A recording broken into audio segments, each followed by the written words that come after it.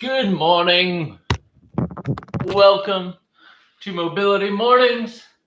Let's get started. We got a lot to get in today. I want to go from neck, shoulder blade, true shoulder joint, elbow joint, all in isolation. And then we combine them into an integrated movement. So we're going to start off with some neck cars from all fours. When you're doing neck cars from all fours, remember, we don't want to do any kind of cat-cow action. That's our middle and lumbar spine. And we don't want to do any scap shrug action just yet, right? So I'm going to set my shoulder blades kind of in neutral, set my spine in neutral, and I'm going to start by slowly retracting the chin, so like I'm making a double chin, and also tucking it down towards my chest. Breathing. And I'm going to get it as tight as I can, bringing the chin all the way down to my chest, curling it underneath me, no gaps. And then I'm going to glide my chin across my chest towards the left shoulder, gliding and pressing down on that left clavicle. Trying to rotate as far as I can, try not to move any other part of the body. And then tilt the ear back towards the shoulder. And now I'm going to try to look up towards the ceiling. Feel a big stretch in the front part of my neck. No pinching on the back side of my neck. Breathing. Trying to land my chin all the way back on top of my right shoulder. And then tilting it down that right clavicle. Tucking it, actively retracting it, feeling stretch sensations the whole time on the open angle side of the joint. Let's reverse. Chin comes along the right clavicle. Start rotating as far as you can to get that chin over the right shoulder. Breathe. And then tilt the head backwards. Make a rainbow. Cross to the other side. Nice and slow. Feel the stretch in the front part of that neck. No pinching in the back. Chin is going to land as far down on that left shoulder and up on the top of it as possible. And then tilt that chin down. Tuck it, retract the head. Glide it back to center. So that's a neck car from all fours. A lot of times just altering your body position while you do any car for any joint, you'll feel different sensations, and one might feel better than the other. One might be a regression or a progression from a different body position, so it's good to play around with that. And that's our neck from quadruped. Now we're going to do shoulder blades from quadruped. So I quickly just want to examine exactly what the shoulder blades can do. They can elevate or shrug up towards the ears. They can depress or anti-shrug away from the ears, right? My shoulder blades can push forward or spread apart on my back, or they can pinch together or come towards the spine on my back. So pushing forward is called protraction. Pinching backward is called retraction. We're going to do this from an all fours position. So let's get these basic movements down from all fours. If I shrug my shoulders up towards my ear, that's elevation. If I pull my shoulders away from my ear, that's depression. If I pinch my shoulder blades together and my whole body comes towards the floor, that is retraction. And if I push the floor away and my whole body comes away from the floor, that is protraction. Let's connect these in a circle, shall we? The setup, I like my fingers facing out towards the sides. That helps keep my elbows straight the whole time. Also, I should see no spinal movement. This is not a cat-cow. We should just see our shoulder blades move. I'm going to do this sideways. I think you guys will have a better angle of it. So let's start. Elevation. Holding elevation. Let's retract. Holding retraction. Let's depress. Holding depression. Let's protract. Holding protraction. Elevate. Holding elevation. Retract. Reverse. Keeping it elevated. Protract. Keeping it protracted. Depress. Keeping it depressed. Retract. Keeping it retracted. Elevate. To protract. Good. So that is a quadruped shoulder car from both forward and backwards. So we just did the neck, moved on to the shoulder blade. Next, a distal joint, or one furthest away from the center of our body, is the true shoulder joint. So this one is difficult. We're going to still do it from all fours, kind of keep the same theme going. Just try to follow along with me. And I'm going to grab Stella's tennis ball here. Yeah. Since you can't use it.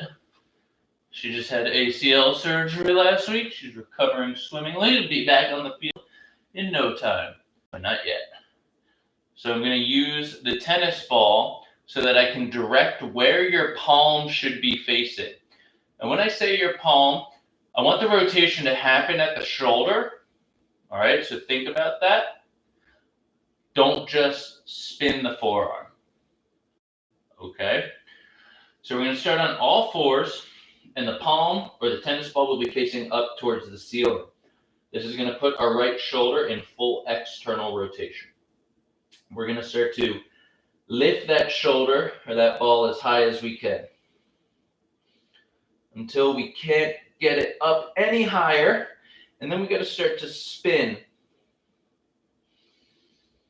Palm is slowly spinning, facing the camera. I'm reaching up towards the ceiling, but notice I'm not opening up my chest like that.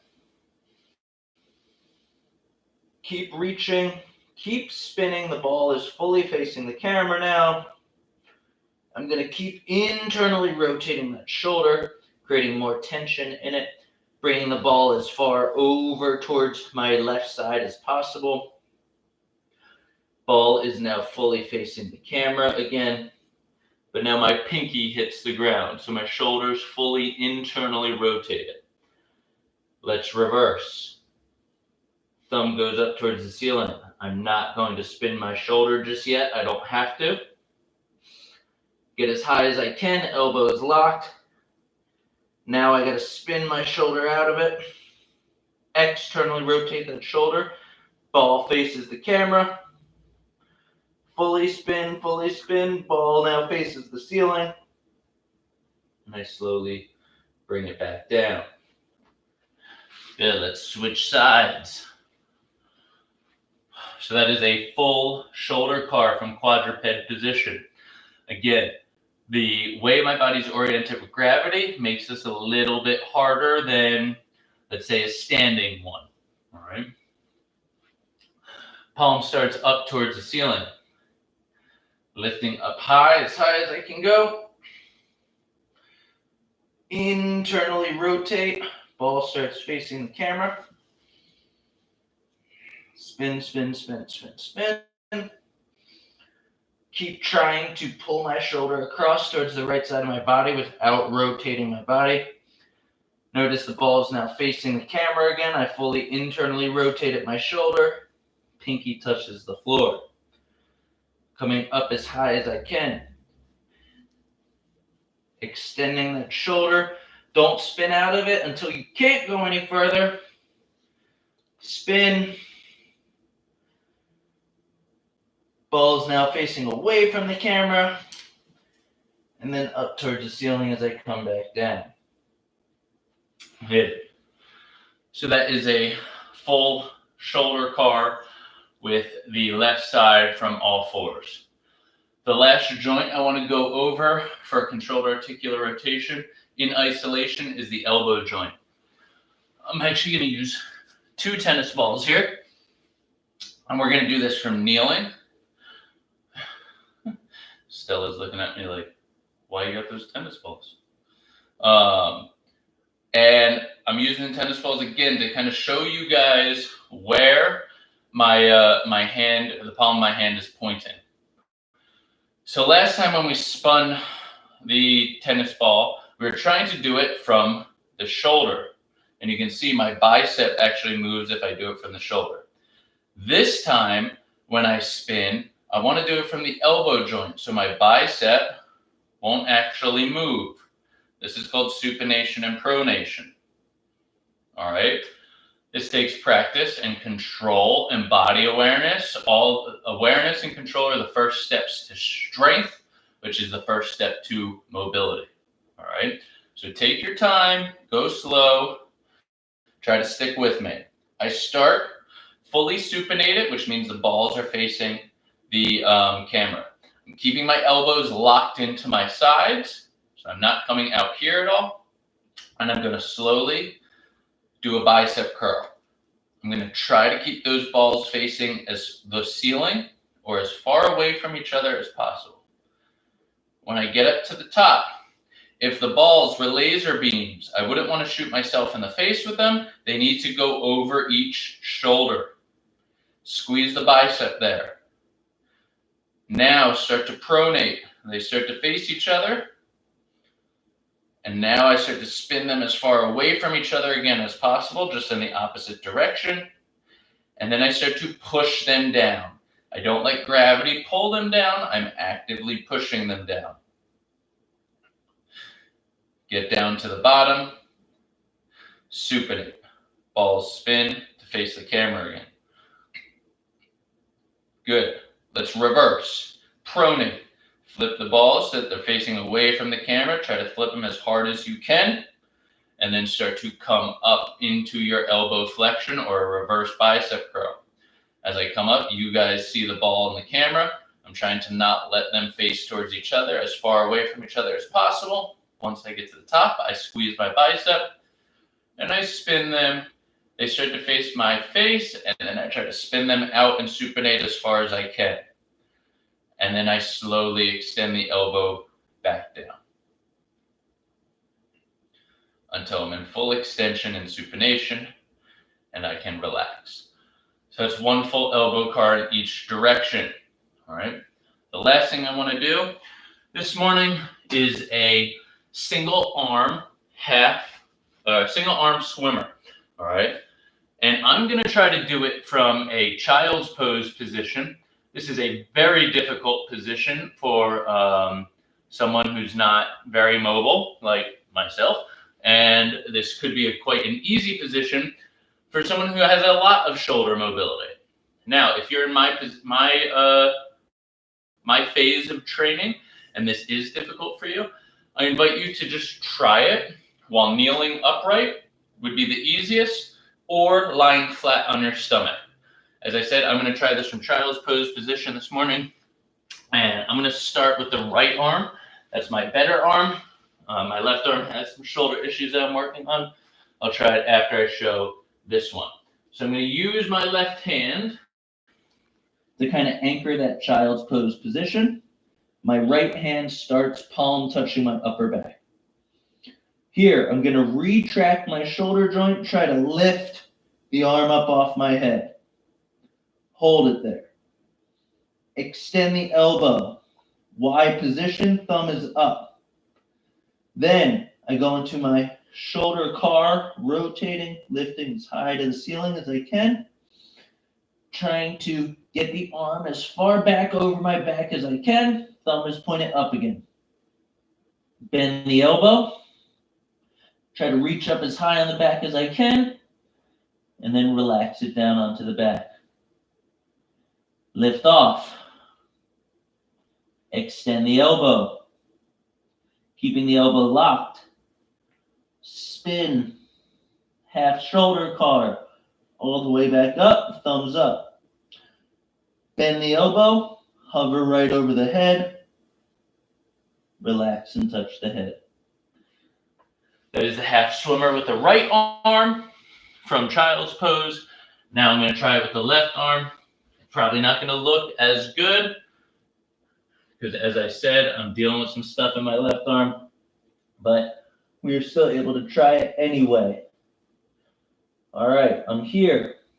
Pinch the shoulder blade, lift off.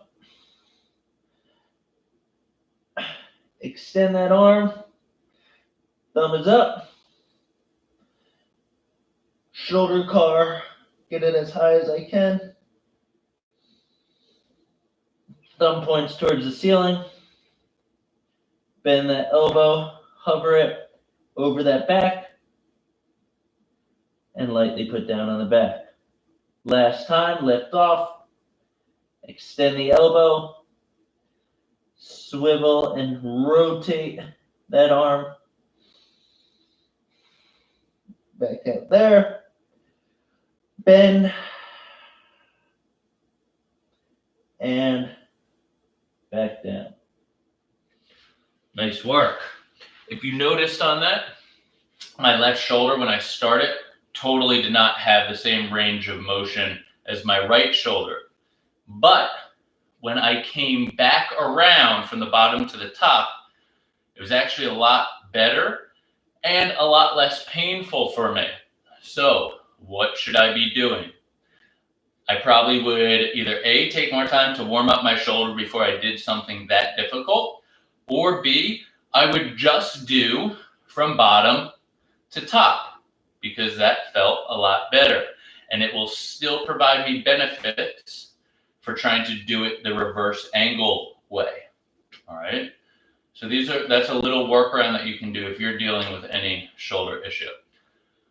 I hope what you gathered from this is my isolation integration model. So we isolated neck, shoulder blade, true shoulder joint, elbow in the form of controlled articular rotations first.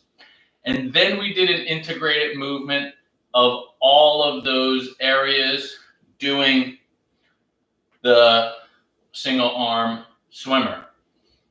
All right, from the child's pose position. Great job this morning, guys. Thank you for joining me on Mobility Mornings. I hope to see everyone here Thursday at 7 a.m.